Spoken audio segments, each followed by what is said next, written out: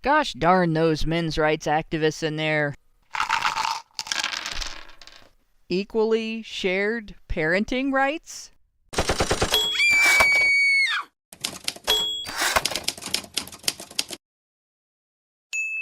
HBR Talk with Hannah Wallen. The feminist crusade against fatherhood is not a new topic to HBR Talk, but one that keeps coming up over and over due to current events.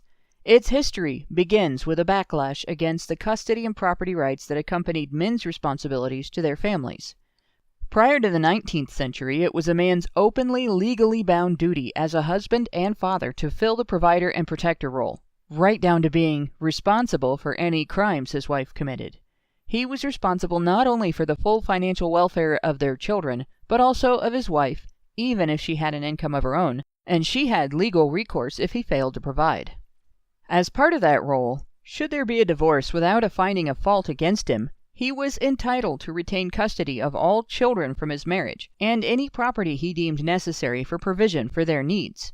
A wife who voluntarily left her husband without legal cause was abandoning the family and was not entitled to support. She had no legal recourse.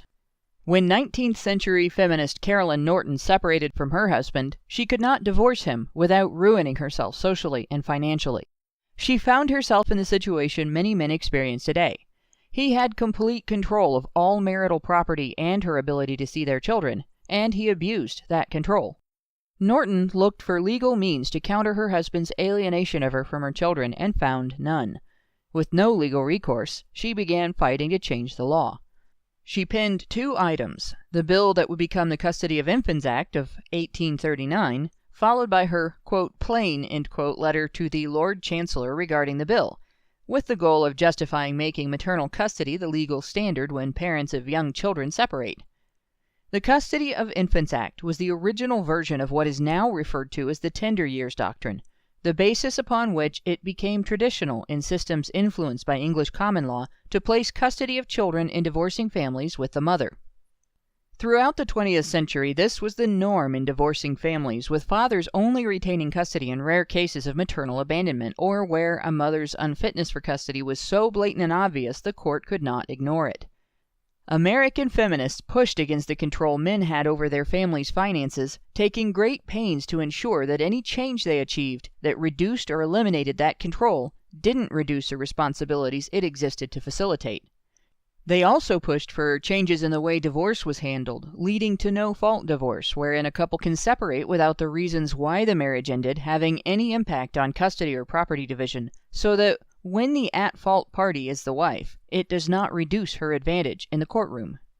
In the latter half of the 20th century, they added their domestic violence narrative to divorce cases, fighting for greater legal recourse in divorce proceedings if the wife leveled accusations of abuse against her husband as part of her case. In the U.S., this climaxed in 1994 with the adoption of the Violence Against Women Act, which influenced state law all over the country and enabled women to use accusations as leverage to obtain full custody, the lion's share of marital property, and hefty, even punitive support obligations. Women abused this power, leveraging their control over their ex-husband's access to their children for control over their lives, many even simply refusing them any contact and alienating their children from their fathers. Even joint custody arrangements typically make the mother the primary residential caregiver, with the father's time limited to pretty much the same schedule he'd have if she had full custody and he merely had visitation rights. In the United States, custody is awarded to mothers over 80% of the time, despite their being less financially equipped to support their children. This also results in mothers receiving child support awards much more often, and even when fathers receive support, they receive less. U.S. men began fighting back as feminist leadership tightened its grip on family law, with fathers' rights groups emerging and growing throughout the 80s and 90s in response to mothers' abuse of these laws and of prevailing social attitudes.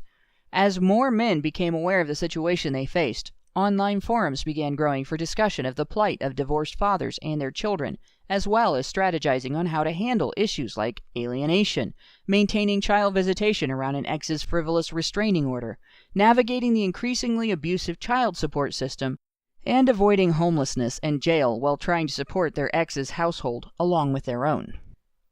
As the 20th century ended and the 21st began, fathers began pushing for custody reform, with the concept of equally shared parenting arrangements beginning to gain popularity. At first, with states applying such arrangements at parents' request and only until the child was school age, feminists didn't address the idea. Soon, however, fathers' groups began pushing for 50-50 shared custody to be the default arrangement in uncontested divorce cases, with parents being able to opt for a different arrangement if that didn't suit their situation, or either parent being able to contest the arrangement if they felt it was unfair to their situation. Support obligation would naturally be affected. That sent feminists into a panic. They fought it, and of course they did so dishonestly. In 1996, the National Organization for Women had released an action alert on fathers' rights groups. Their statement, labeling mothers entitled to the presumption that they're better caregivers and more important to their children, labeling dads deadbeats and abusers, and essentially claiming divorced fathers only want to maintain their relationships with their kids to get out of their child support obligations and use them as weapons against their ex-wives. As fathers' groups began pushing for equally shared custody, feminists used those same arguments to oppose it, while also lying about the nature of any bills that were introduced. Their main claim was that if passed, bills that would make equally shared parenting rights the default in uncontested cases would somehow force judges to place children with abusive fathers. The men's rights movement has been watching feminists use this strategy in opposition to equal parenting rights in the US and Canada for 15 to 20 years now. It's becoming obvious that it's an international issue, possibly organized, with feminists in Spain using the same narratives to pretty much deny fathers post-divorce relationships with their kids, UK feminists employing it against paternal rights, French feminists going so far as to label fathers' interest in ensuring their kids are actually biologically their children abuse, and, as we were alerted to most recently, Italian feminists using it to attack equally shared parenting legislation in their country. The bill addresses parental alienation. It will replace default maternal residential custody and paternal child support obligation with equally shared parenting and calculation of child support based on parents' incomes and time with the kids. Fathers will no longer be arbitrarily excluded from their children's lives at the mother's request. The bill requires mediation prior to divorce, giving parents the opportunity to come to an agreement without having it imposed by a judge. It repeals the article of the country's penal code which criminalizes failure to pay alimony following divorce. For these reasons, the bill stands accused of attempting to cancel years of social advancement. Feminists have claimed it would be a disincentive for women in abusive relationships to leave. Another complaint, the proposal to require adequate living accommodations for children of divorced parents in order for a parent to keep their children in their home for overnight visits, would penalize the lower-income parents, and yep, you guessed it, women most affected. This portrayal of women as victims of equal legal consideration for fathers on the false basis of presuming fathers deadbeats and abusers is essentially a worldwide feminist strategy, one that fathers' rights groups will have to confront anywhere they fight for equal consideration in family court. But feminism is totally not about hating men, right?